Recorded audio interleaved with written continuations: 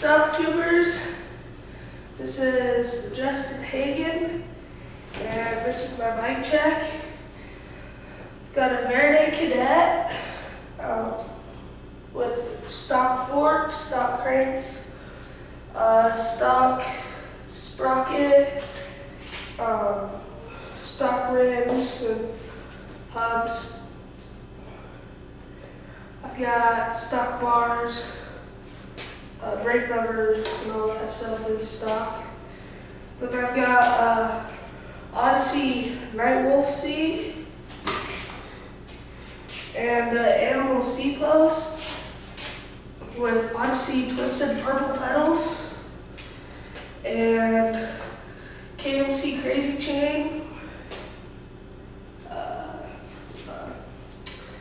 Fit down low drop stem. I just flipped it upside down.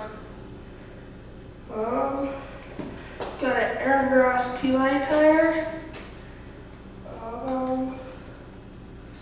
That's about it.